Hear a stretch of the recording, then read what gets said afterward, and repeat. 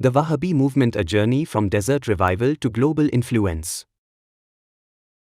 Amid a vast desert where caravans crossed endless dunes and tribes lived by courage and faith, a movement was born. A call for revival. A return to origins. A reform that would echo over centuries and shape a nation, impact the Islamic world, and spark debate around identity, tradition, and modernity. This is the story of the Wahhabi movement: its birth, rise, challenges, and global journey. Birth of a reformist scholar. The year was 1703. In the small town of Uyana in Najd, Central Arabia, Muhammad ibn Abd al-Wahhab was born. He grew up in an environment rich with Bedouin culture, poetry, tribal customs, and Islamic tradition. But as he studied scripture deeply, he grew concerned by practices he believed were diverging from original Islamic teachings. He witnessed veneration of saints at shrines, reliance on amulets, and rituals not rooted in early Islamic scripture. To Ibn Abd al-Wahhab, faith had to be purified, anchored firmly in the Quran and Hadith, entered on Tawhid, the absolute oneness of God. He began preaching reform.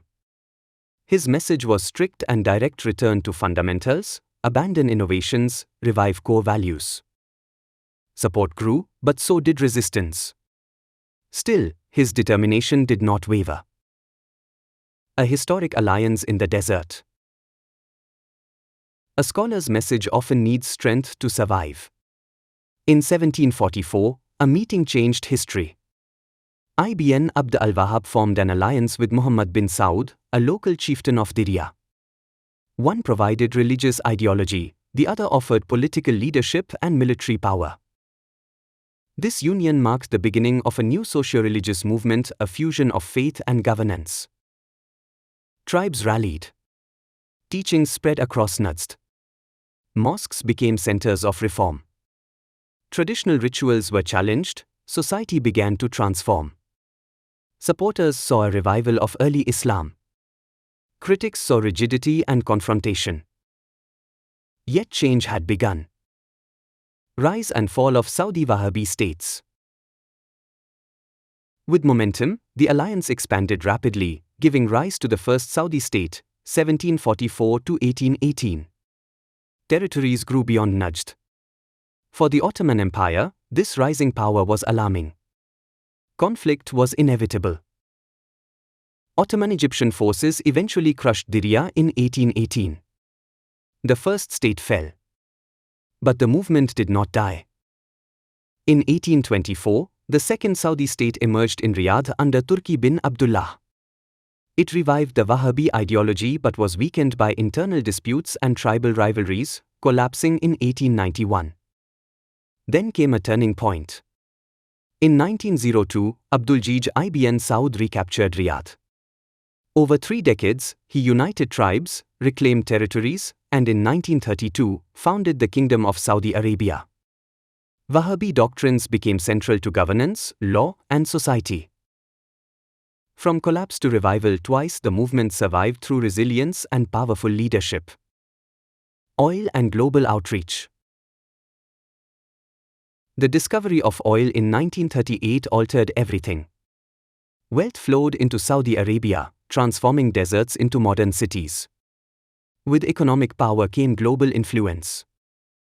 The Saudi state funded educational institutions, published religious literature, and sponsored the construction of mosques across Africa, Asia, Europe, and the Americas.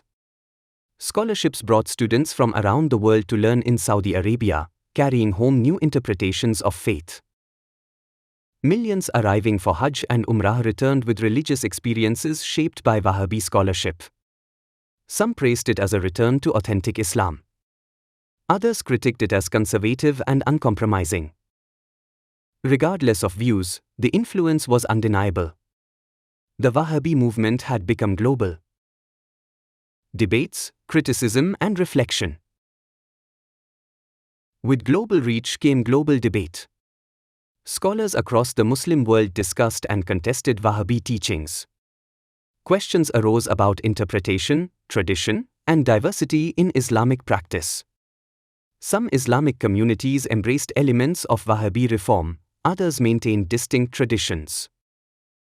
The movement influenced political ideologies, religious discourse, and social structures.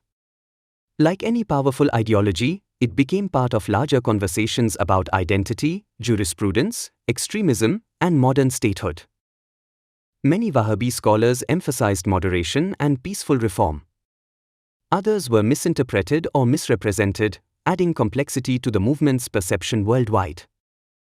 History rarely exists in simple lines. It evolves through contrast and dialogue. The modern era and transformation. Today, the Wahhabi movement stands at a defining moment.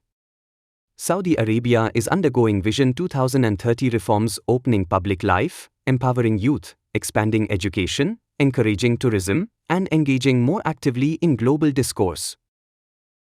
Some religious regulations have softened, new interpretations are discussed, interfaith dialogues are increasing, and social spaces continue to evolve. The movement that began in the desert now navigates a complex modern world, balancing tradition with transformation, heritage with progress. The journey continues. From the teachings of a reformer in Najd, to a kingdom shaped by faith and resilience, to a global influence spanning continents. The Wahhabi movement is not just a chapter in history. It is a story of belief, power, reform, challenge, and change, a narrative still being written. If you like the video, please click on the like, subscribe and share buttons. Hit the bell icon to receive the latest updates.